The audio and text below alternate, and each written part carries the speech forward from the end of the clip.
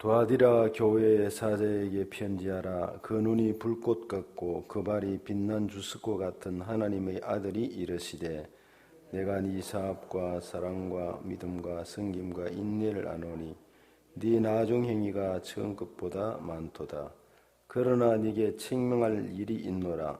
자칭 선지자라 하는 여자 이세벨을 네가 용납함이니 그가 내 종들을 가르쳐 꾀어 횡음하게 하고 우상의 제물을 먹게 하는도다. 또 내가 그에게 회개할 기회를 주었으니 자기의 음행을 회개하고자 하지 아니하는도다. 볼지어다 내가 그를 침상에 던질 터이요 또 그와 더불어 간음하는 자들도 만일 그의 행위를 회개하지 아니하면 큰 환난 가운데에 던지고 또 내가 사망으로 그의 자녀를 죽이리니 모든 교회가 나는 사람의 뜻과 마음을 살피는 자인 줄을 알지라. 내가 너희 각 사람의 행위대로 갚아주리라. 두아디라에 남아있어 이 교훈을 받지 아니하고 소위 사탄의 깊은 것을 알지 못하는 너희에게 말하노니 다른 짐으로 너희에게 지울 것은 없노라. 다만 너희에게 있는 것은 내가 올 때까지 굳게 잡으라. 이기는 자와 끝까지 내 일을 지키는 그에게 만국을 다스리는 권세를 주리니 그가 철장을 가지고 그들을 다스려 질그릇을 깨뜨리는 것과 같이 하리라. 나도 내 아버지께 받은 것이 그러하니라. 내가 또 그에게 새벽별을 주리라. 귀 있는 자는 성령이 교회들이 하시는 말씀을 들을지어라. 아멘. 오늘도 이렇게 동참하시고 같이 기도할 수 있게 해주셔서 감사합니다. 주의 은혜가 함께 하시길 먼저 축복합니다. 이제 계시록 2장에서 3장 사이에 7 교회에 관한 편지, 에게해 건너편, 또 에베소를 중심으로 해서 그게 에베소, 스무나, 버가모로, 두아디라까지 올라갔었습니다. 이제 올라갔다가 이제 내려오는 그런 코스인데 네 번째 편지입니다. 네 번째 편지인데 각 교회 7 교회 가운데 네 번째 교회에 관한 편지입니다.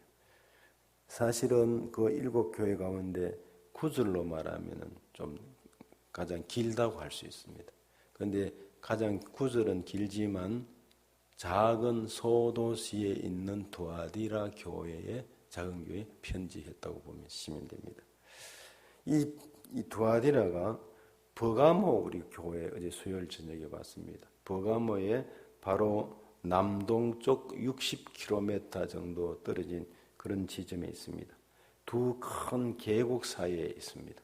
두 큰 계곡이 있는데 계곡의 이름이 카이쿠스 계곡과 헤르무스라는 계곡인데 전경이 좋고 하여튼 그런 위치에 있습니다. 여기에 이 두아디라는 주전 190년 예수님 오시기 전 190년경에 로마의 식민지가 되었어요. 당시에 로마가 세를 확장해서 막 나아가는 동안에 전 세계를 제패하면서 이 로마가 완전히 일어나는 그런 때, 미국과 같은 힘이 있는 때입니다. 그래서 그런 식민지가 됐는데 이때에 이 두아디라를 중심으로 해서 태양신을 섬기고 있었어요. 태양에게 절을 하고 그리고 아폴로와 아데미, 삼바다 등의 신전이 있었어요. 참 이거 보면 우리나라뿐 아니라 전 세계적으로도 이 바빌론 문화가 로마에 들어가서 신전이 많고 하나님을 떠나고 우상 숭배하고 행음하고 하는 일들이 얼마나 번져져 있는지를 알 수가 있습니다. 두아디라는 양털 제조업이 성했습니다.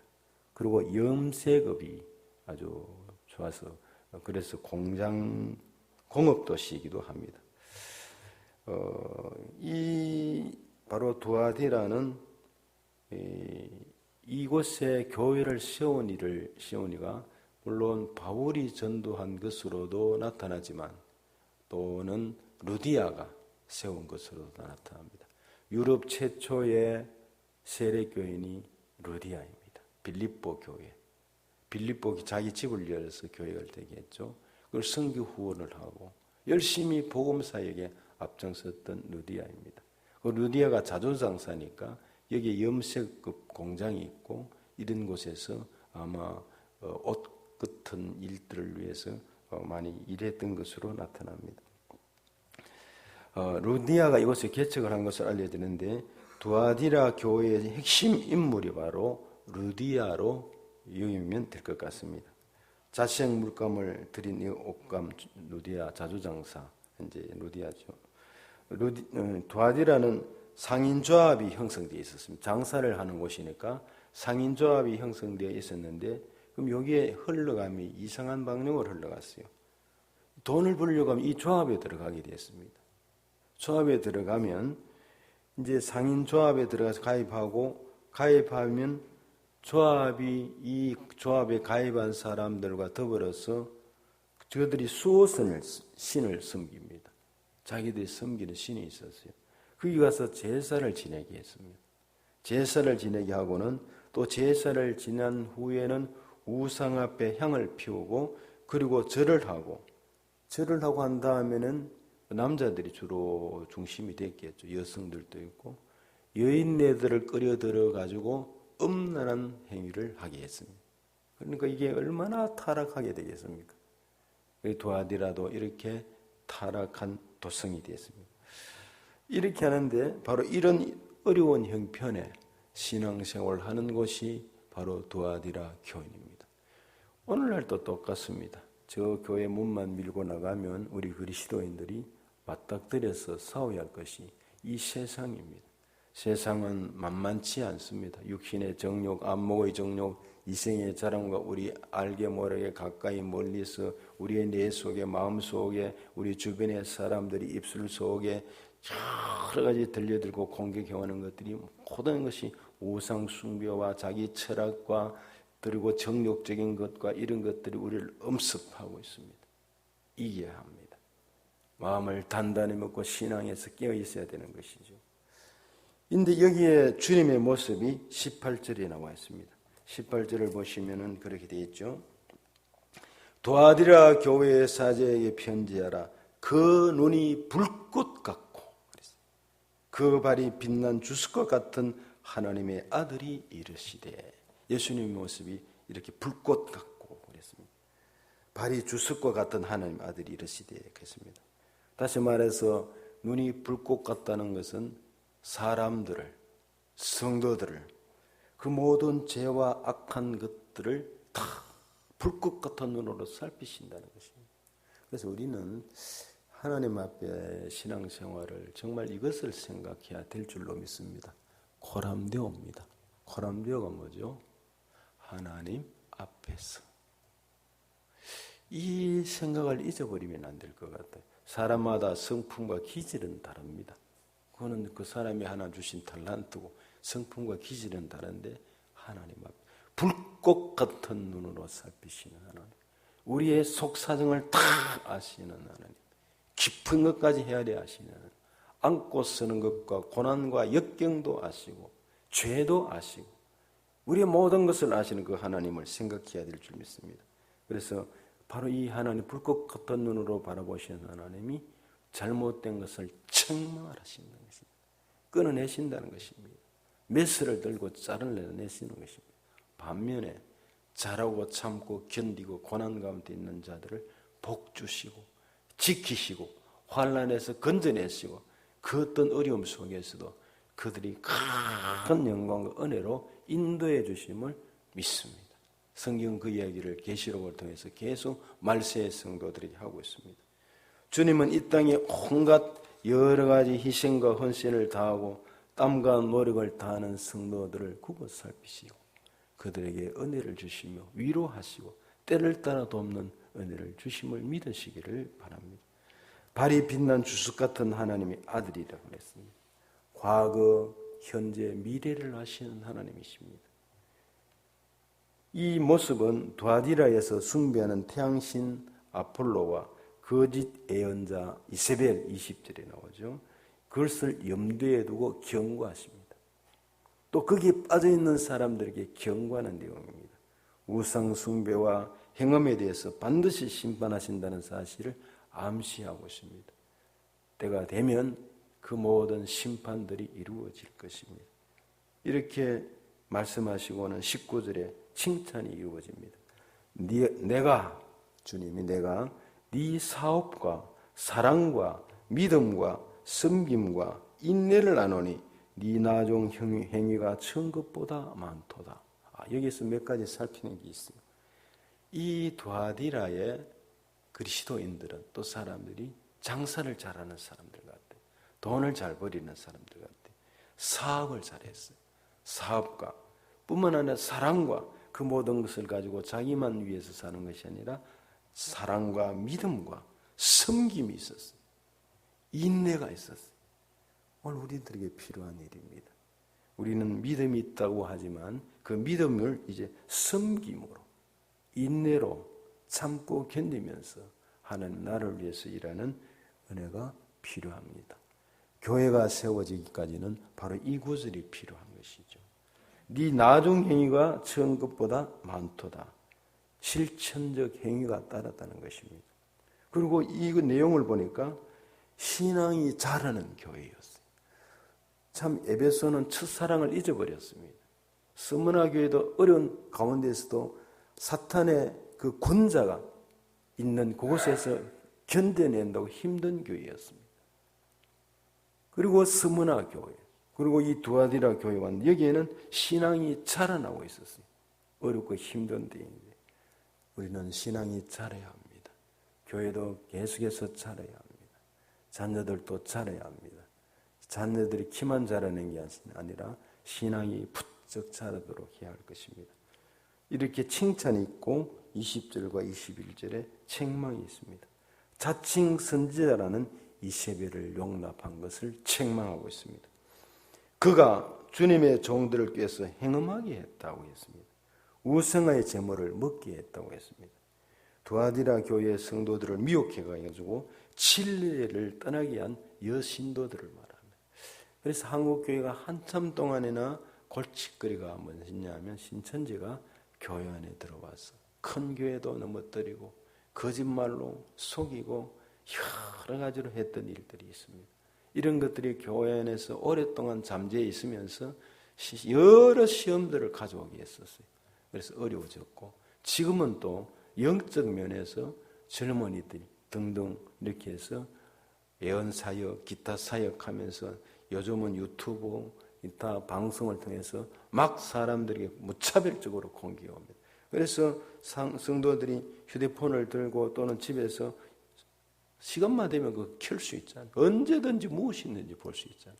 그러다 보니까 말씀을 듣고 하는데 영 하나님의 이 본 말씀과 떠나 있는 그냥 일시적인 현상적인 모습만 바라보고 엉뚱한 길로 가는 일이 너무나 많습니다. 그래서 여러분은 잘 모를 것입니다만 저는 이런 것에 관해서 늘 지도자들, 목회자들을 위해서 올간지가 있는 현대 종교라고 있습니다. 현대 종교인데 매월 한번 수십 년간 제가 보고 있는데 그거 보면 온갖 내용들이 많습니다. 성도들이 미혹에 대해서 한번 거기 접해지면 빠져나오는데 오랫동안 걸리게 돼 있어요. 책을 한 권 읽어도 잘 모르면 살펴보고 읽었어야 됩니다. 바로 이래 이세벨과 같이 이 어려운 이런 일들이 이세벨을 용납하고 빠져나가는 이런 일이 있어서는 안 된다고 했습니다.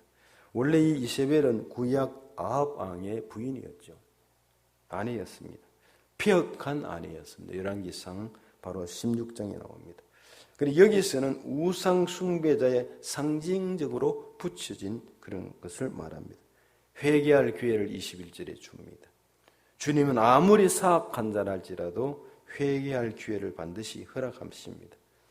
그 하나님이 자비로우시고 사랑이시고 오래 참으시는 주님이십니다. 오늘 우리는 오래 참으시는 주님을 마르니 여기서는 안 될 줄로 믿습니다. 범죄의 기회로 참아서는 안 된다는 거죠. 침상에 던질 것이요. 있습니다. 이세벨을 이런 일을 하는 침상에 던져 버린다고 그랬어요. 사실 열왕기하 거기 보면은 이스라엘 백성에게 우상 숭배를 강요하면서 온갖 죄를 저질러 했던 이세벨이요. 그 2층 창문에서 사람들이 던져 버려 가지고 깨뜨려져가 피가 어떤 개가 핥습니다. 비참하게 죽습니다. 아합의 아내 이세벨이 왕궁의 창문 밖으로 던져져 죽습니다. 이것은 패역함 때문이고 그냥 던져지게 되었습니다. 이런 일에 빠져있는 사람을 하나님이 던져버리시는, 그리고 버려두시는 그런 모습을 봅니다. 버림받는다는 말씀이죠. 우리는 끝에 버림받는 일이 없어야 될 줄 믿습니다. 그러려면 어떻게 됐냐면 내 신앙을 늘 점검해야 합니다. 주여, 하나님 앞에 점검하고 회개하고 감사하고 믿음을 점검해보는 시간들이 있어야 될 줄 믿습니다. 이기는 자에게 주시는 상급이 25절에서 28절입니다. 너희에게 있는 것을 내가 올 때까지 굳게 잡아라. 이 신앙을 지키고 나가는 믿음의 사람들에게는 그걸 잡고 굳게 지키라고 말씀했습니다. 더도 덜도 없이 19절 말씀의 은혜를 주님이 오실 때까지 굳게 잡고 너희들이 있어라 말씀하셨습니다. 이기는 자에게는 진리를 굳게 붙잡고 그리스도의 권면을 듣고 순종하는 이런 사람들을 승리케 해주실 것이라고 말씀하고 있습니다. 그리고 만국을 다스리는 권세를 주신다고 했는데 26절에 그렇게 나와요. 25절에 내가 올 때까지 굳게 잡아라. 26절에는 이기는 자와 끝까지 내 일을 지키는 것에 만국을 다스리는 권세를 주리라. 할렐루야 합니다. 성경은 그냥 참고 견디라고만 하지 않습니다. 읽어보셨지만 요한복음에도 나오지만은 냉수 한 그릇도 상을 잃지 않는다고 했는데 이 계시록에 나오는 이야기들 속에 끝에 가면 반드시 만나를, 그리고 새벽별을, 또 은혜를, 상급을, hin도를 여러 가지로 그때그때 주시는 것을 이렇게 봅니다. 만국을 다스리는 권세를 주신다고 그랬습니다. 첫 번째 약속이었습니다. 시편 2편 8, 9절을 반영하고 있습니다.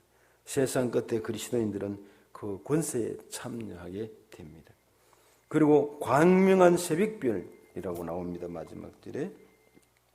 거기 보면 28절에 내가 또 그에게 새벽별을 주리라. 귀 있는 자는 성령이 교회들에게 하시는 말씀을 주리라 했습니다. 새벽별이 누구죠? 예수님이십니다. 예수님이 진리 되신 주님. 새벽별, 광명한 새벽별이 주님과 함께 영원히 함께 거하고 빛나는 모습을 말씀하고 있습니다. 오늘도 주의 은혜가 함께 하시기를 축복합니다.